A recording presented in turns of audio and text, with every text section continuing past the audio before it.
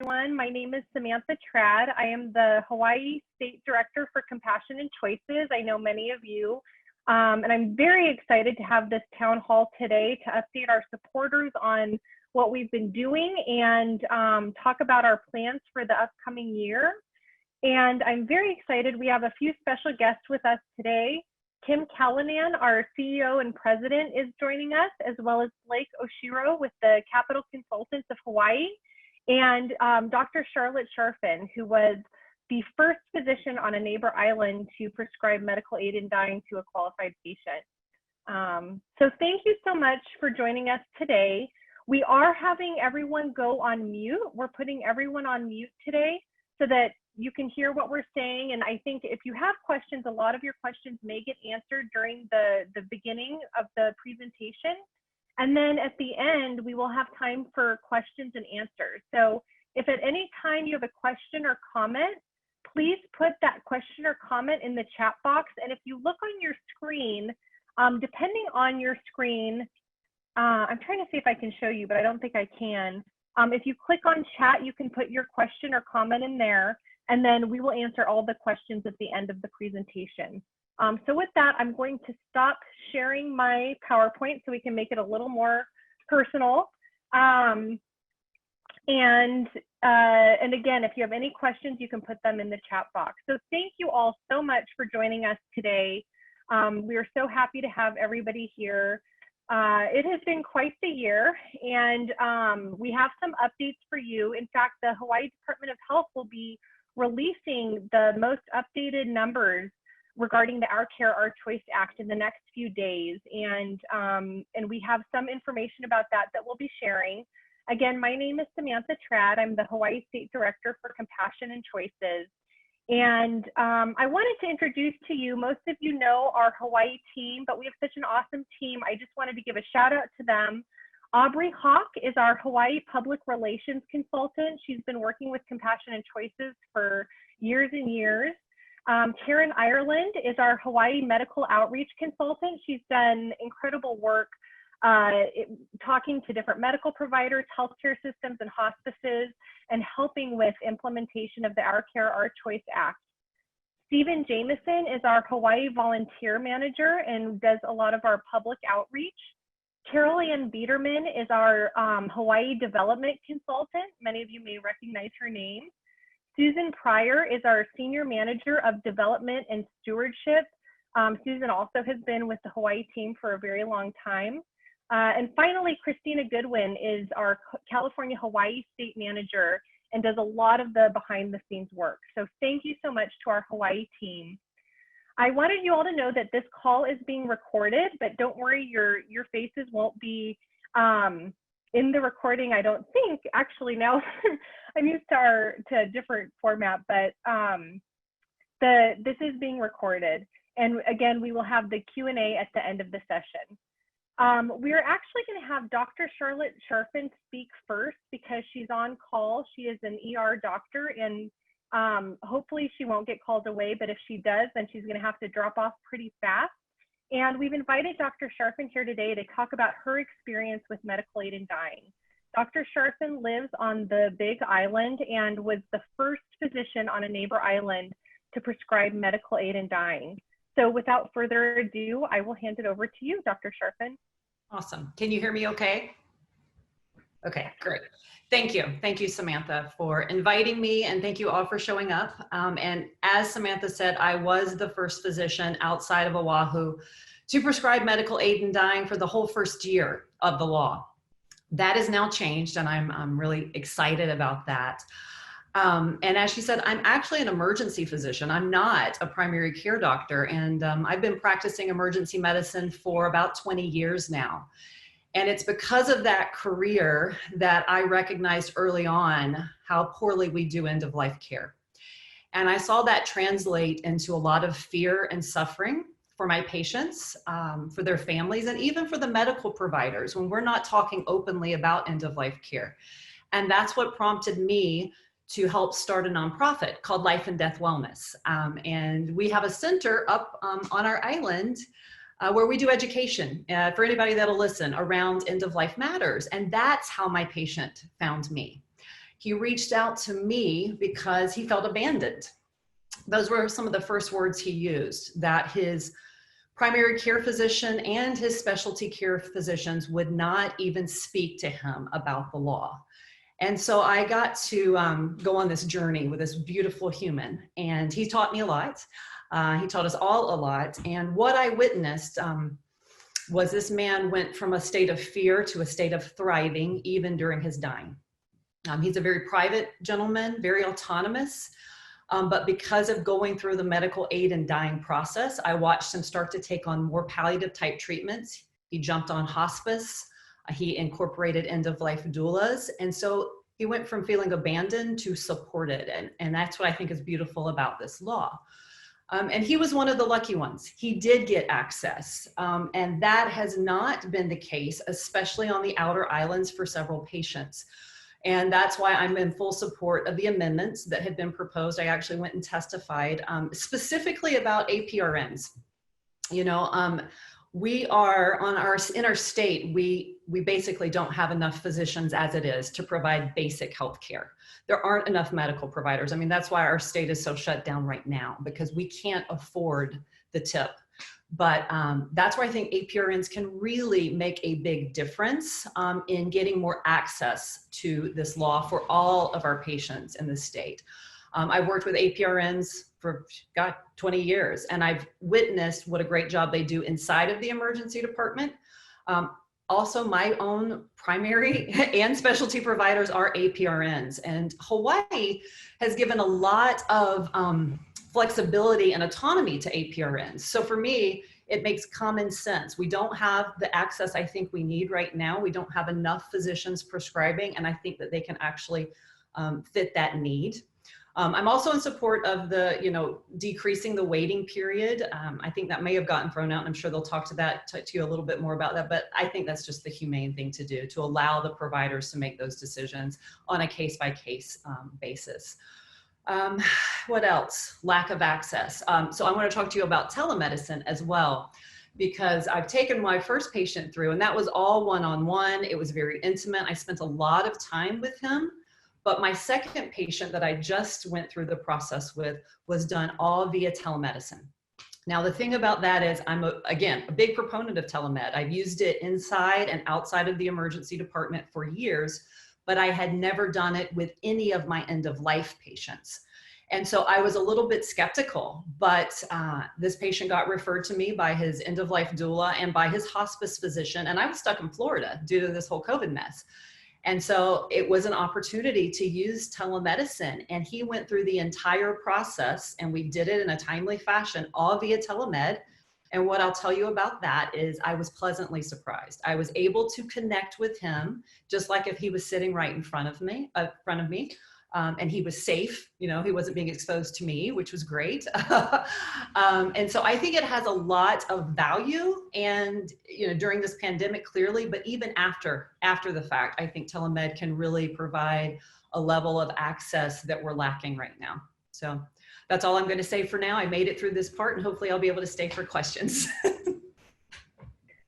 Thank you so much, Dr. Sharfin, and thank you for all your support. I know, Dr. Sharfin flew to Honolulu and testified in one of the big committee hearings for the bill to allow advanced practice registered nurses with prescriptive authority the ability to prescribe medical aid in dying to qualified patients. And I thought it was so cool because she talked about how her own provider is an APRN, and they're absolutely qualified to be able to do this work. So thank you, Dr. Sharfin, for all of your work and advocacy.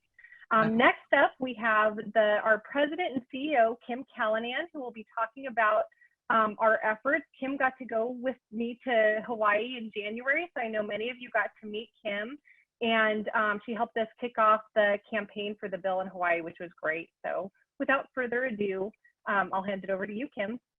Thank you so much, Samantha, and it really is lovely to get a chance to see so many familiar names on this conference call. And a huge thank you to Dr. Sharfin. It was not our original plan to have her go first, but I'm so glad that she did, because what she really has done is to help put all of the policies and laws and practices into perspective and give a real human flavor to it. And ultimately, what medical aid in dying is really all about is about putting patients in charge of their end-of-life care. And you heard so eloquently and beautifully from her about the impact that this law can have when somebody has that kind of autonomy. And you also heard some of the challenges that still exist that we are committed to help make a different experience moving forward. So for those of you that I had a chance to meet, and for those that I didn't, about 6 months ago, as Samantha mentioned, I came to Hawaii. It was my first trip to Hawaii, and in order to launch the legislative campaign to improve the Our Care, Our Choice Act. I'm actually super sad because my husband and I had our 20-year wedding anniversary, which was overdue. We were supposed to be leaving on July 4th, and we had a trip all through Hawaii planned that we had to cancel due to the pandemic. So unfortunately, I am instead on a phone call, and I might have had a chance to meet some of you while I was out there on our trip, but it will happen in the future, so hopefully I'll get to meet you then. When I was out there 6 months ago, it was my very first opportunity to meet John Radcliffe. And John Radcliffe, you all know very well as the hero of this movement, and has been a real force both in terms of his legislative advocacy, but also in terms of his courage in sharing his story. And for us on the mainland, we have followed John's story and his advocacy, and he has just served as such an important a strong positive force for this movement. So for me, that trip was particularly meaningful because I had the opportunity to meet one of my heroes, and it is his conviction and his stories and his context that have put us in the unique position in Hawaii to be able to bring back legislation so quickly on the heels of the authorization of the law. And I can say without question that if not for him, we would not be in front of the legislature talking about improvements to the law so quickly. So for so many reasons, we all owe a tremendous amount of thanks to John for his courage and leadership.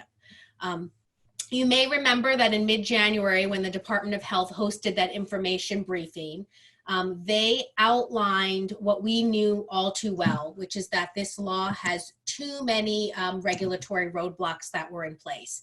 And you've heard about 3 of the changes that they recommended, which then got put into the legislation already. That was allowing advanced practice registered nurses to act as an attending provider. And that's really important, as the good doctor said, because it opens up access when you have too few physicians able to prescribe. It reduced the waiting period from 20 days down to 15 days. Hawaii is the only state that has a 20-day waiting period. Every other state has a 15-day waiting period. And already the 15-day waiting period is overly burdensome. So reducing it down to the waiting period down to 15 days was key. And then the final thing it did is it gave doctors permission to waive the waiting period if a patient was imminently going to die. And we know that 1/3 to half of people who are trying to make it through this process unfortunately die while waiting. And what that means is that they die suffering, and they die never able to get the kind of autonomy that they're seeking, and not able to die on their own terms. And that's really is a travesty. So we were making our way through with a lot of really good progress.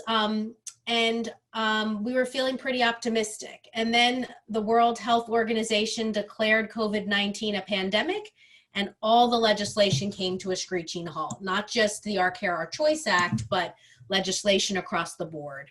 And this was not just the case in Hawaii, this was the case across the country. The only state that very quietly behind the scenes continued to advance their legislation was Massachusetts. And they actually just moved their legislation to authorize medical aid in dying, moved through the first committee, a joint committee on the House and Senate side. And that's the first time in Massachusetts history that's happened. But they are the exception. In every other state, legislation came to a screeching halt. While efforts around medical aid in dying stopped, effort, an understanding of the importance around end-of-life care planning actually increased. And what we've seen is that the pandemic is resulting in far greater awareness of the fragility of one's life and far greater awareness of one's mortality. So coming out of this, I have no doubt that medical aid in dying legislation will continue, because even though it's not a solution for somebody who has COVID-19, the greater awareness of what it means to unnecessarily suffer at end's life, I believe, will serve as a catalyst to continue efforts around end-of-life choice and care in Hawaii and across the country. We've seen, of course, an increased awareness around mortality and disparities in care. And to address this, we developed a COVID-19 toolkit. I would encourage everybody on this call, if you have not seen it, to take a look at it. It's an addendum to your advance directive that helps you to document the choices that you would make specific to COVID-19. And there are some very unique decisions and choices that you would want to make, and some things that you might want to plan for. And those choices would likely be different depending on how old you are, depending on your values and priorities, depending on what other comorbidities you have. But the toolkit is designed to help you be able to make the decisions that make the most sense for you. So it identifies decision points like, would I want to go to the hospital, or would I want to try to get treatments at home? Would I want to be put on a ventilator, or would I not? And so that toolkit is available for free on our website, and I would definitely encourage everybody to take advantage of that. The second big change that we are seeing, and that Compassion and Choices was a part of helping to realize, is the improvements that were made around telehealth, which you've already heard a little bit about. These improvements help to ensure that people are able to get care in their own home, and that they're able to get care in a safer setting. And this is important both for medical aid in dying, as you've already heard about, but it's also important for all other end-of-life care. If you think about what most people want at the end of their life, they want to die at home surrounded by their loved ones. And of course, with COVID, we're seeing that too many people are not having that experience, and they're dying lonely, isolated deaths. What we've seen with the pandemic is the option of telehealth increasing. We've seen more people, more care being delivered at home. So in the long term, if we can keep the trend moving towards telehealth, you're going to see doctors becoming increasingly comfortable using telehealth, and you're going to see greater delivery of care in a person's home, which ultimately will result in more people having the kind of end-of-life care experience that they seek. Both if they're looking for hospice care, but also medical aid in dying, depending on the breadth of what you're looking for. The third trend that we're seeing is the growth in nurse practitioners. And this is really critical, as we've already talked about. There's a shortage of physicians. Nurse practitioners are now allowed to do a lot more through hospice care. We're hoping that we can get that amendment made as a part of the Our Care, Our Choice Act, so that they can be attending physicians. And when that happens, Hawaii will be the national leaders in the movement in this regard, because there's no other state that has yet to tackle this. There's several that are talking about it. New Mexico's another state that's talked about it. Several others have it in their legislation. But I believe that Hawaii is the best positioned to be able to make this change, given your history and comfort level of having nurse practitioners be key and integral to delivering care. And that will put you in the very distinct and unique and important role of being national leaders in the movement in this regard. So all eyes are on Hawaii, hoping that you are successful, or we are successful, at getting the Our Care, Our Choice Act amended. The other thing that we will see, which is a challenge that we're going to have to address, is coming out of the pandemic. When we move into the next legislative sessions in 2021, we are going to see a much more competitive legislature. So when you think about any issue, not just our issue, First, you have to build the political will and the support for your issue, but then you also have to have more support than all of the other issues that are out there, so that you can convince lawmakers that of the thousands of issues that are before them, that they want to take on your issue as a priority. And this is particularly challenging. It's already was challenging, but it's now going to become even more challenging because states are wrestling with reduced budgets. You're seeing states wrestling with increased issues around police brutality. You're seeing other issues coming up around racism, around end-of-life care, around health. There's a whole host of new issues that have emerged as a result of the pandemic and the economic downturn. And so our issue of amending the Our Care, Our Choice Act is one of hundreds of other issues that the lawmakers need to address. And we have to convince them to take on this issue and the importance of taking on that issue over other issues, since of course time is a limited commodity. So that's something else that we're gonna have to grapple, and we know the power of stories is one of the ways that we can really make ourselves stand out from the other issues. I do believe that while that is a challenge, that on the flip side, we also do have an opportunity.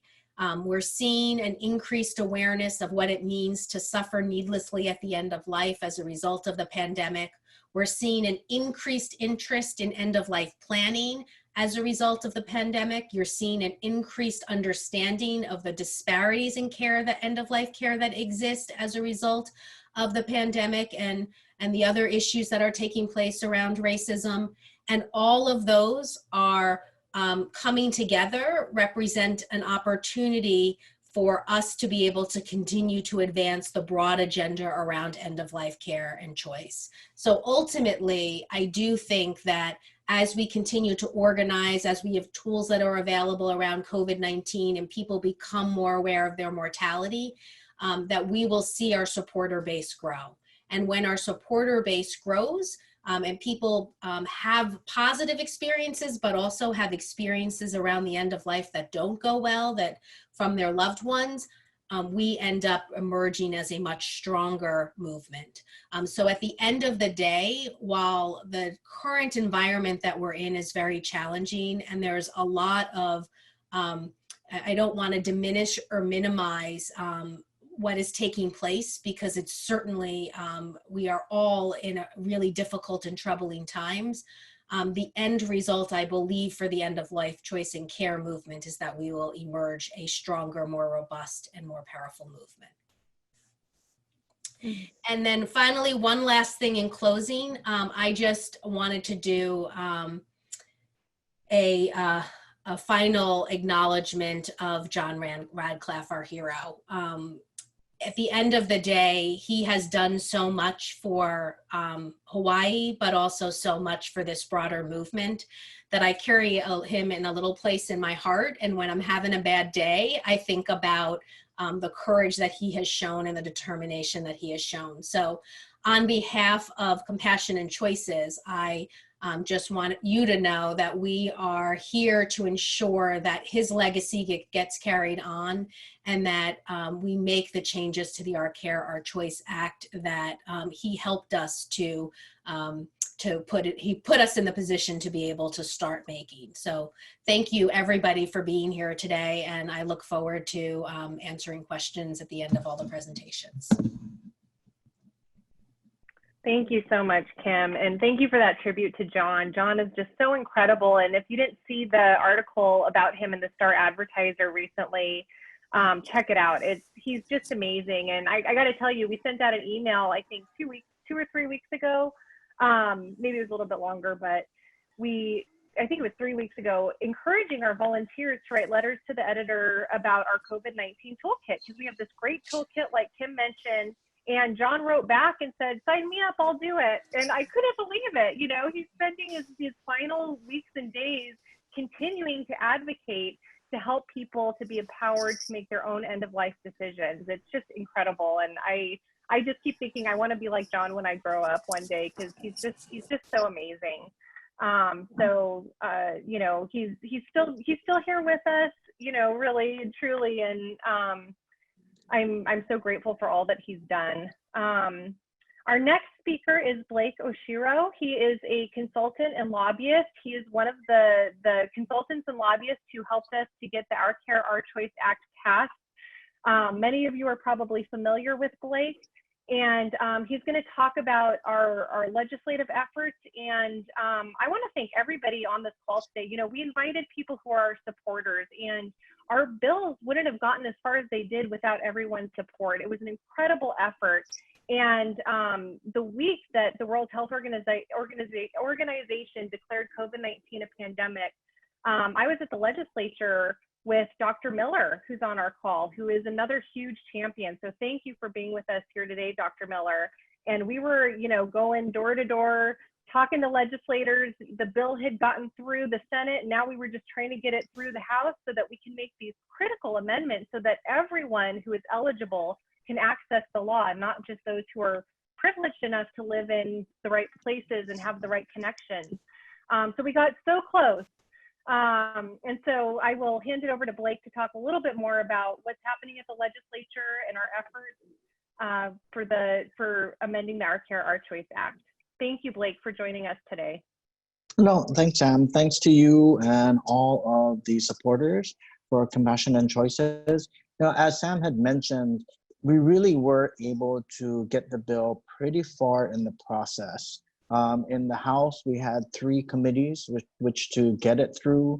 We got it through 2 out of those 3 committees. In the Senate, we were able to get it out of the 2 committees and get it to cross over to the House. And so we really were looking at just making sure that that last committee, we could kind of get it through.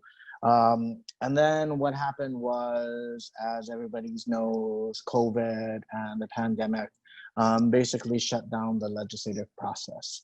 And so right now the legislature is reconvened, but they are doing so in an extremely limited fashion.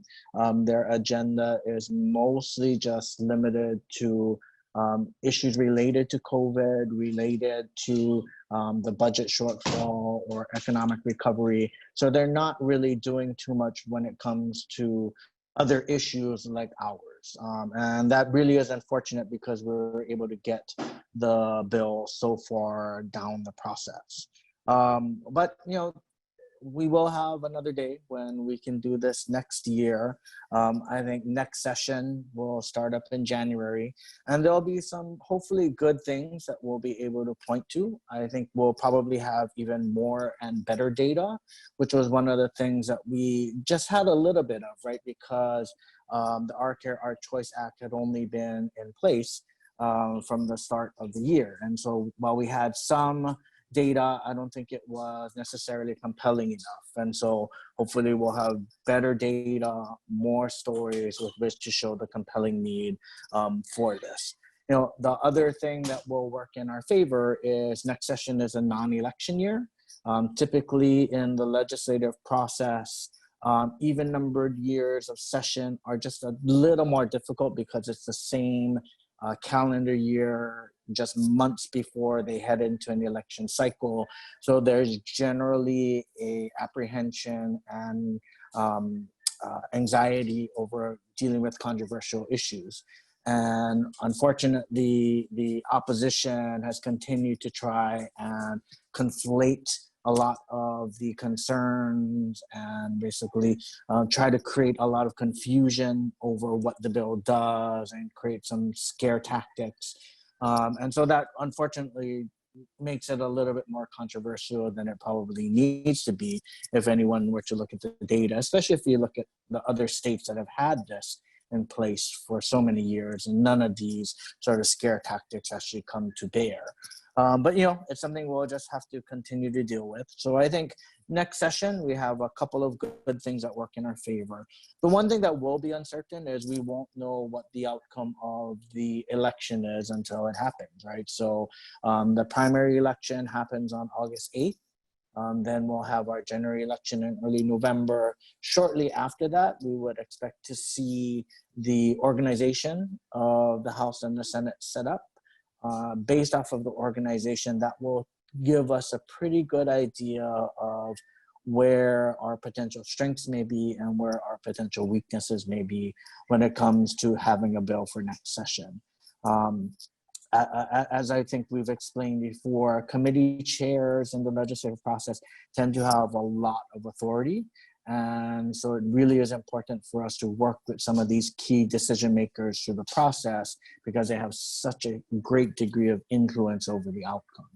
And so we'll kind of wait and see what happens with the elections, and then we'll get started shortly after that, starting our advocacy and trying to see what we can do to bring this issue back next session. And so in conclusion, I just really want to thank all the supporters. You guys have been great in terms of helping and participating and keeping the momentum going. It was really unfortunate that our momentum basically got cut off, but it was for reasons completely outside of our control. And so I think next session is probably a good opportunity that we can hopefully get this thing back started up.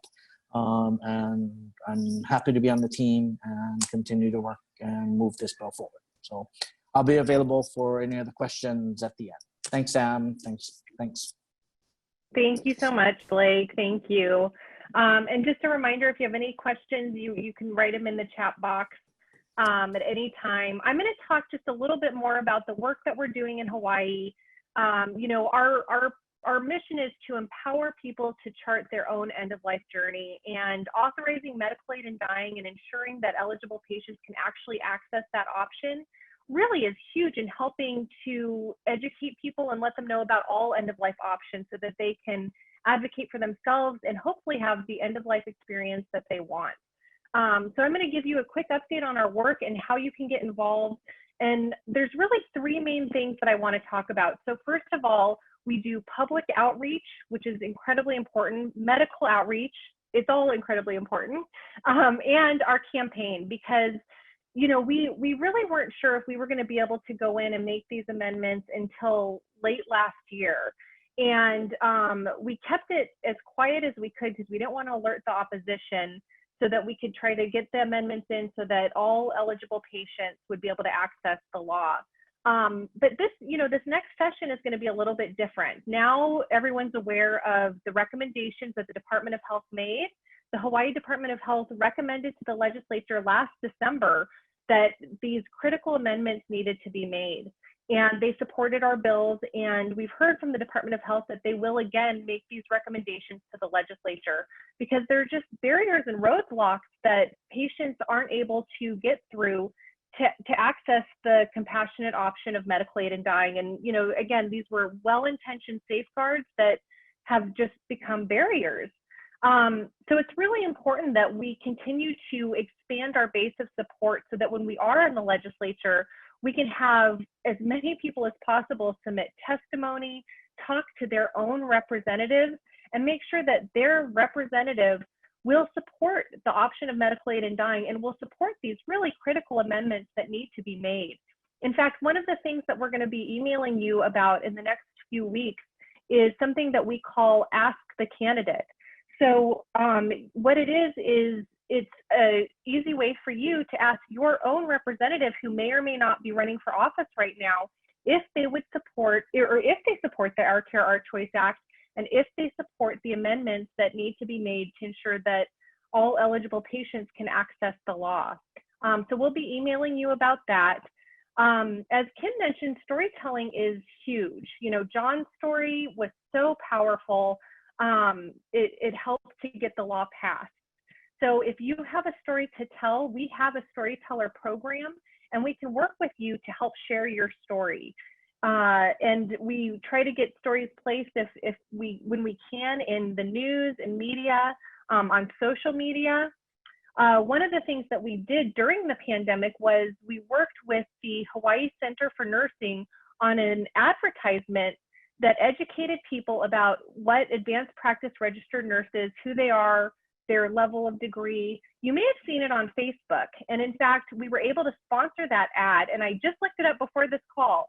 There were 2.6 thousand likes for that ad. That's incredible. I mean, just imagine how many people saw that ad who maybe didn't understand the qualifications that an APRN has. You know, in fact, APRNs already have the authority to prescribe controlled substances.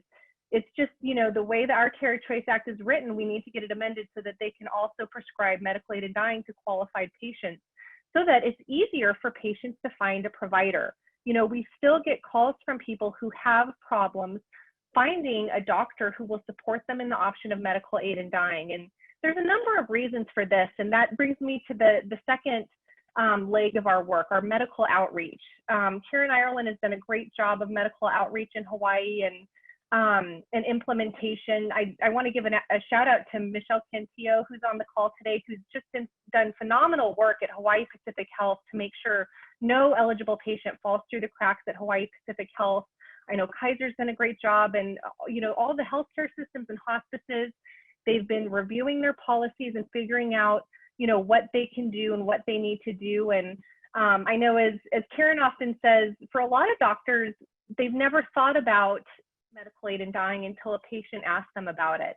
And so when they get that first patient, you know, it could take a while for them to kind of figure out even, you know, how does this work? How do I support this patient?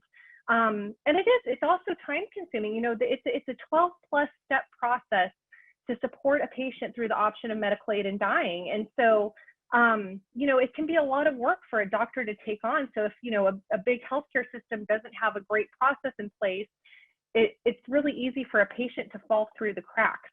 And so that's something that we've really worked on. We provide a lot of continuing medical education credits when we can, continuing education credits for nurses and social workers when we can. I know many of you know Dr. Groove, who is fabulous and has done a lot of great work in Hawaii. We have a doc-to-doc program, so if there's a doctor who has any questions and, you know, maybe needs some mentorship, they can call or email our doc-to-doc line, and we'll send that information out afterwards. But also, there's been a lot of local mentorship, which has been really great. You know, again, Dr. Miller, I see Dr. Goodyear on the call. Dr. Goodyear he's done a lot of mental health assessments in Hawaii, and you know, a lot of providers who are now more experienced with supporting patient under the Our Care, Our Choice Act are now mentoring other doctors, so that more and more doctors feel comfortable supporting their terminally ill patients in this option. So we continue to do that work. And in fact, we just had a call with a few of the different nursing groups to figure out how to do more education for nurses as well. And hopefully to continue to have their support. We had a lot of support from nursing organizations to include APRNs in being able to provide prescribed medical aid in dying. And then finally, I wanted to talk about our public outreach efforts. We have a lot of opportunities for volunteers. If you're interested in volunteering with us, we do offer free presentations for the public. I know I myself have been lucky enough to speak at some Rotary clubs, and you know, there's other clubs in Hawaii where people don't know that medical aid in dying is an option, and a lot of people don't really understand what it means. You know, we've actually heard in the last few weeks people talk about it as a program. How do I sign up for this program? But it's not a program. Medical aid in dying is part of the standard practice of medicine, and no one should have to leave their doctor or enter some kind of program that doesn't exist in order to access the law. And so doing those public presentations can be really helpful if you belong to community groups. You know, a lot of groups are doing Zoom meetings just like this, so it's a lot easier to actually do presentations from your living room. You know, you can do it in your sweatpants if you want. And so we train volunteers to be able to do those presentations. We also do other things, like you may have seen a beautiful op-ed by one of our volunteers, Nona Wilson, in the Star Advertiser recently. Nona Wilson wrote an op-ed about putting together your advanced healthcare directive, and Hawaii has a ton of great resources to help people put together their advanced healthcare directives. Make sure you have a healthcare proxy. You know, now is a great time to make sure you have all of that up to date. I know my own parents hadn't updated theirs in 20 years, and there was, you know, a lot of change in 20 years, and so it was time to go back and look at that. And we have a lot of resources to help people put together their advanced healthcare directive as well, if that's something you're interested in. All right, let me look at my notes and see if I missed anything. Oh, I was going to talk about the numbers a little bit. So we know last year the Hawaii Department of Health put out their first report on the Our Care, Our Choice Act for the first 5 months. And there were 4 unique physicians who had prescribed medical aid in dying. We've heard from the Department of Health that now there have been 19 unique physicians since the law went into effect who have supported patients in the option of medical aid in dying. So it's great that more doctors are feeling comfortable supporting their patients in this option. As soon as that report comes out from the Department of Health, which we expect in the next few days or weeks, you know, the Department of Health's a little bit busy right now with everything going on, but they will be providing that report. We will send that out to everyone so you can see, but implementation, it's clear implementation continues to be going well, and more hospices are coming on board. You know, what we ask hospices are, can your staff be present when a patient takes the medication? Can your medical director act as the main prescribing physician or your other physicians, or can your physicians act as the second doctor who's referred to as the consulting physician? Because remember, you need to have 2 different doctors to support a patient. And we're seeing more and more hospices change their policies to make it easier for patients to be supported in the option of medical aid in dying, which is great. Let's see. I think that is everything I wanted to say. So let's get to some of our questions. We have some in the chat box, and I know we have some other questions that people had asked earlier. This question is for Blake. Given the fact that there are no additional costs to the amendments to the Our Care, Our Choice Act, do you think our bill amendments would be a reasonable request during COVID-19? Unfortunately, I don't think that it came down to money in terms of why they decided not to deal with our bill. They really wanted to focus on just issues related to COVID and or budget. And so it wasn't like they looked at everything and said, okay, well, this passes because it doesn't have budgetary concerns or anything like that. And it also came down to a matter of whether there was a lot of political will to push it out this session.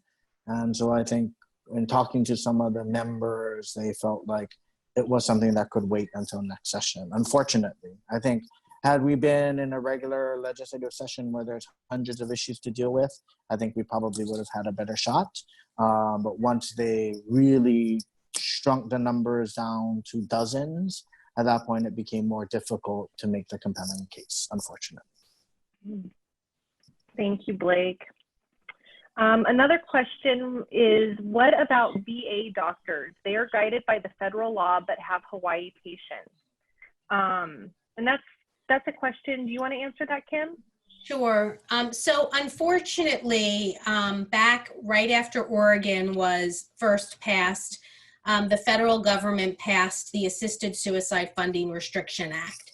And what the Assisted Suicide Funding Restriction Act says is that federal funds cannot be used to pay for assisted suicide is what they call it, but they defined it the way medical aid in dying is defined. So unfortunately, it does extend to all of the medical aid in dying laws, including the Hawaii Our Care, Our Choice Act. So what that means is that a VA doctor could not bill the federal government for assisted suicide. On their own, they could in private practice, do something if their contract does not stop them from doing that. But anyone who's in a VA or getting VA health care is currently not eligible. We do have in our current strategic plan that we are working to repeal the Assisted Suicide Funding Restriction Act. And actually, we've been waiting to have 10 states authorized because it's when you have enough states out there that you can start to have an impact within Congress. And very shortly, confidentially, we're getting ready to start trying to move a bill, a bunch of provisions, and this is one of the provisions in Congress. It will not go anywhere under our current Congress, so don't get too excited. It's not going to go anywhere, but it's an opportunity for us to start organizing around the federal level. To date, what members say behind closed doors is, yes, yes, we're with you, we'll be there for you, but there's no bill, so we're not going to take a stance.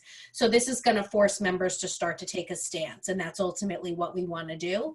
And then we're really preparing for a moment in the future where we will have a more favorable federal elected officials, Congress, presidential, where we would be able to then get it repealed.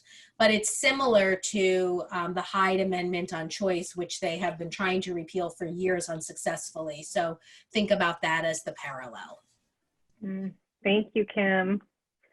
All right, our next question is for Dr. Sharfin. Dr. Sharfin, how can we encourage other healthcare systems and hospices in Hawaii to be supportive, and how do we encourage more doctors to support their patients in medical aid in dying?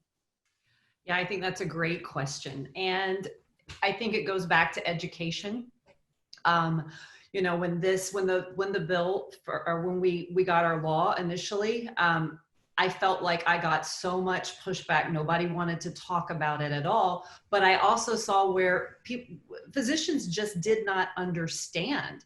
And I personally had several interactions where I could just kind of sit down and have a real conversation and educate around the statistics and how it actually improves end-of-life care. So it's education as far as I'm concerned, and doing meetings like this where we can capture a bigger audience. I love the in-person things, but again, physicians are so busy, right? So having to show up for a lunch and those kind of things, you want to do it, but it doesn't always work out. So I think doing more of these Zoom type education, that's how we open, and then encouraging patients to really speak to their physicians. What would you do if this was something I wanted? My last patient, he had talked to his primary care doctor 3 years before the law passed, and asked, would he be supported?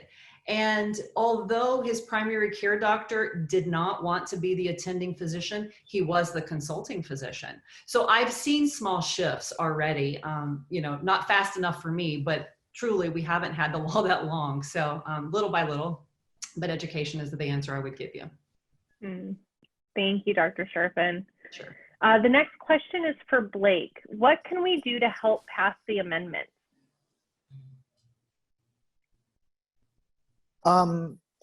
So I think the things that the supporters have been doing so far are really, really good and supportive. I think what we really need, hopefully, to set ourselves up for a successful next session is we really need some good storytellers. I think that is something that is always extremely compelling when people hear those stories, hear why this bill is so important and why the changes and needed to streamline the access and make it easier for patients going through this difficult time is so important. So I think during these next several months, I'm hoping that our supporters will continue to support the organization, will continue to support reaching out to finding out more about patients and their need for access. And the other thing you just can do, which is something that's very simple, is don't be afraid about bringing up your support for this issue just to your friends or your family and having more discussions about it. I think that's one of the things that's always been good about passing bills like this is it really does elevate the need for discussion over important issues when it comes to death and dying. Unfortunately, for a lot of people, it's extremely uncomfortable. Culturally, it's not something you want to talk about with your family. But I think having a bill like this, having a law like this really helps facilitate those discussions. And the more discussions that I think people have and start really developing some comfort level around their cultural issues with death and dying, that's the kind of thing that overall will just create an undercurrent of momentum for us to make it easier. Because a lot of the opposition, unfortunately, is very, very dogmatic in terms of why they oppose the bill. But I think the more the silent majority starts learning about this and speaking up, the better our chances will be for the next legislative session.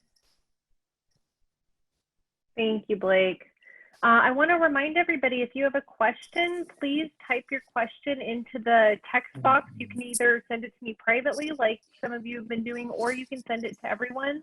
And we have about 8 minutes left, and so we'll get to as many questions as possible. So please, if you have any questions, please type them into the chat box. Let me see, our next question is for Kim. Does a person with dementia qualify for the Our Care, Our Choice Act?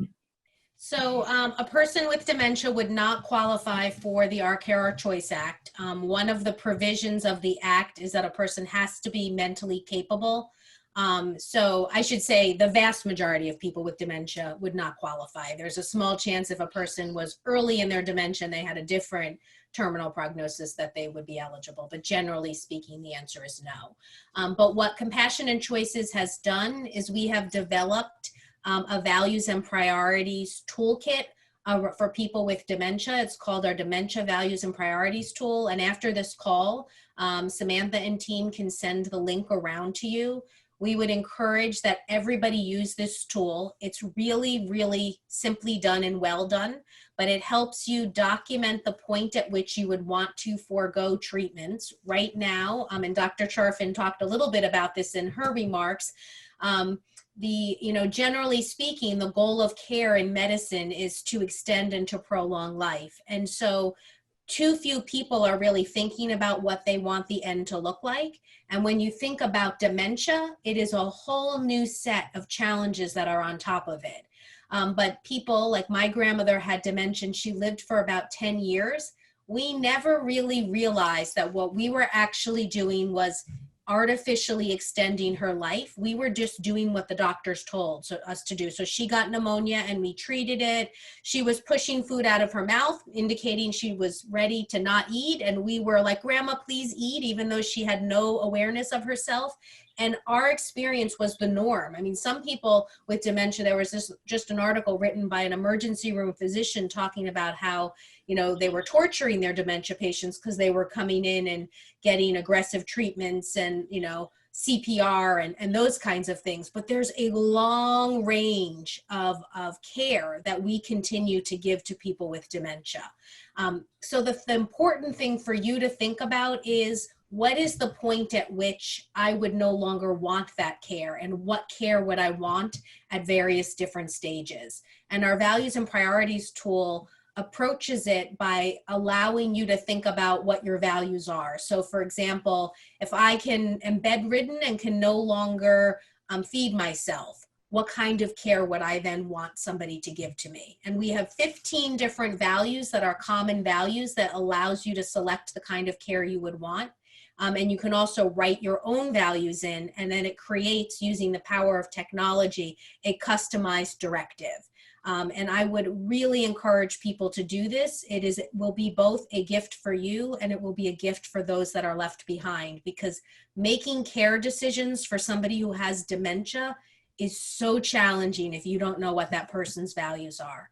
And it's not as simple as, if I get dementia, I don't want to live that way, because people live for many years with dementia, very meaningful and valuable lives where they're contributing. It's not that you get dementia and it's like a switch that turns on and off. You could have 3 or 4 years where you still are having what you would consider a meaningful life, even though you're diagnosed with dementia. So really understanding what your values are and at what point is critical in helping make sure you get the kind of end-of-life experience you want.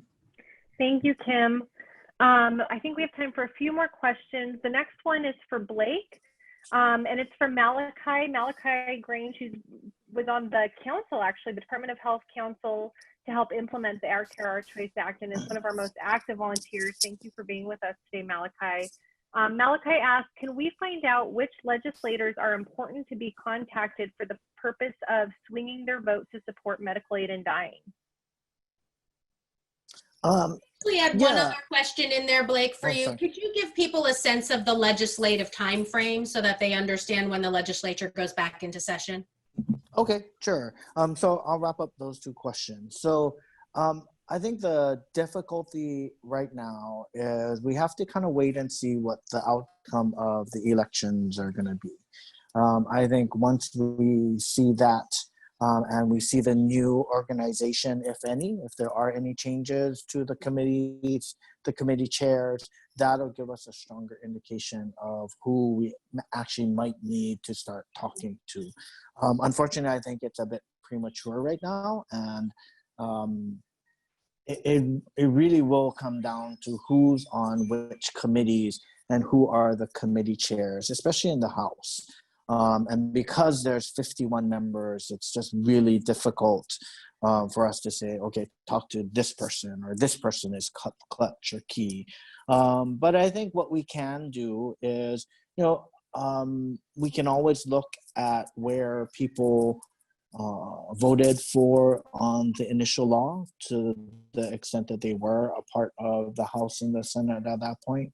I think that gives us probably the strongest indication of whether they will be supportive or whether they're somebody that might need to be convinced. We can also look to some of the votes that happened on this year's session when it came to the bill moving through the process. There were some people that voted with reservations, and I think it would be good for us to reach out to those folks and try and see what their reservations are, so we can start to try and clear some of their confusion or their questions. But in terms of actually counting votes and lobbying and really figuring out who are going to be the key and clutch votes, that's something we kind of have to wait and see how things play out after the elections. Oh, sorry, Thank you, Blake. and getting to Kim's timetable. After the elections, we'll see what the new organization looks like. Around Thanksgiving, early December is when people start looking at the next legislative session, conducting some lobbying, really looking at who are going to be introducers of bills. And then the 2021 session will start on the third Wednesday of January in 2021. Thank you, Blake. Yes. And just so everybody knows, we have extensive nerdy spreadsheets with all of that data and information on who voted for what. We've even looked at which legislators voted to allow advanced practice registered nurses to have greater authority in other areas, including things like medical marijuana. So we may be reaching out to you if your legislator is maybe they voted yes with reservations, and asking you to reach out to them. And thank you. I see some of you have even messaged who your representatives are. And again, it never hurts to reach out to your representatives and let them know that this issue is important to you and you want to make sure that they are truly representing you at the state legislature. Unfortunately, we're almost out of time. I know there are a couple questions we didn't get to answer, but we'll reach out to the people we weren't able to get to. And I want to share with you some of our resources and upcoming events. If you'll bear with me just for a minute I can share my screen with you. On Wednesday, July 22nd, we're going to have a webinar about end-of-life options in Our Care, Our Choice Act. Now, for most of you, you probably already know all of this, so this may not be for you, but what it is for is to invite your friends and family. We're really using this July webinar as an opportunity to reach out to people who maybe don't know what the Our Care, Our Choice Act is, or what medical aid in dying is, or what a person needs to do to go through it. And I promise you, we will make it as easy to understand as possible. But it's a really great opportunity, again, to get the word out. Public education is so important, and this is a free webinar that anyone can attend, and we will be recording it, and so we'll share that out with you. If you're not one of our trained volunteers, there is an opportunity to participate in our next Hawaii volunteer training. This is for new volunteers on July 15th. So let us know if you're interested in that. And again, we will send a follow-up email with links to these opportunities. I mentioned earlier, you can request a presentation for your local group at any time. Somebody messaged me, they're part of the Alzheimer's Association. That's a great group to present to. If you're connected to a senior living facility, and we do a range of presentations. So You know, right now we are very focused on medical aid in dying because of the legislation, but we also provide presentations on advanced healthcare planning, as well as how to plan to finish strong with dementia. And we have a presentation that talks about the different stages of dementia. And again, you know, medical aid in dying is not an option for a person with advanced dementia, but there are other compassionate end-of-life options if you plan ahead that a lot of people don't know about. So we will be sending that link out. And I really encourage you, you know, even if you're like part of a Facebook group that might be interested in a presentation, you know, you could help organize that. And it's a great way to spread the word and get more people involved. Again, our COVID-19 toolkit, will be emailing that out to you. A lot of great information on how to plan ahead in the case of COVID-19. And right now, today only, if you donate to Compassion and Choices, it's the last day of our fiscal year. Happy New Year's Eve, fiscal New Year's Eve. While this slide says your donation will be matched 1-to-1, I found out this morning it's actually going to be matched 4-to-1. So let me see if I can do the math. If you donate $25 today, that means we'll receive $100. Is that? I think that's right. I'm not a math person, so I apologize if I got that wrong. But we get 4 times as much. So $10, you get 40. I can definitely do that one. So please donate to us if you have the capacity. If you don't, you know, we understand, but all of our work is done based on individual donations. We could not do this work without your support. So thank you to our generous donors. We are so grateful for you. Follow us on social media. We have a Twitter account, a Facebook account. We're on YouTube. We have a national Instagram page, and we share a lot of important information on social media. And finally, here's my contact information. Please feel free to reach out to me anytime. My email address is strad@compassionandchoices.org, and my phone number is 909-253-9593. Thank you all so much for participating today. We are so grateful for you, and I hope you have a beautiful, wonderful day. Aloha, everyone.